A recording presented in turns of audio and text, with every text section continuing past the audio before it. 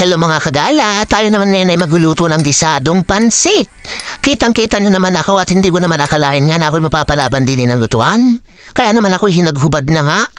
At bukod sa mainit ang apoy ay mainit ho ang panahon. Simulan na nga natin, ilagay na natin ang bawang sibuyas, sili at yung ating hinimay kaninang manok. Lagyan na rin natin ng paminta. At pagkatapos na natin, lalagyan na rin natin ng toyo at halu-haluin nga lang natin ito mga kagala. Lagyan na rin natin ng asin para lumasa na rin. At pagkatapos nga nito mga kagala, hahaluin lang natin ng ayos ito mga kagala bago pa masunog. Ang kagandahan nga lang dito mga kagala ay napakasarap magluto pagka ganitong luto sa kahoy. O siya, ilalagay na natin ang sayote. Para naman hahaluin lang natin at maya-maya ay ating isusunod naman ang ating carrots.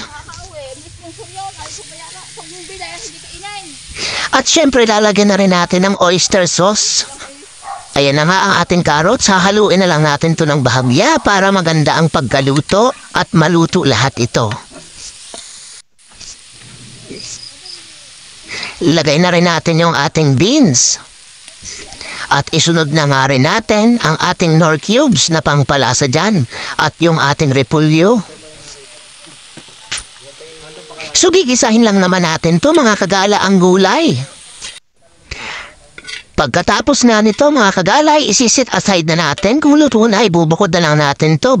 Magtira na nga lang tayo ng kunti sa kawali at hindi naman kasya sa ating lagayan. Kaya naman hinuhuko na nga rin ng tubig. Kahit may lumulutang pang mga gulay at hindi na isama doon kanina sa ating tinanggal. Pagkatapos nga niyan mga kagalay, papakaluan lang natin ng konti yan. Tapos lalagyan na lang din natin ng nor cubes. At pagkatapos lagyan na rin natin ng patis. At isunod na rin natin yung ating pansit bihon. At yung ating kanton. Ito nga mga kagala, sa mga nagtatanong kung gaano karami ang niluluto naming pansit na ito ay 5 plastic po ng kanton at 1 kilong bihon ho ang aming isinasalin dito. At pinagsama-sama. At yan nga lang mga kagala ay hahaluin natin ng hahaluin lamang para mag-mix ang ingredients at sabaw nito at lasa sa pansit. Huwag nga natin ipagmadali ito at sigurado naman kahit hindi tayo magmamadali ay maluluto ito. Dahil nga ito ay luto sa kahoy, kita niya naman at laga namang ang lakas ng baga. Titimusan ko na nga rin mga kagala, aba ay masarap na. Ilagay na natin ang ating sahog.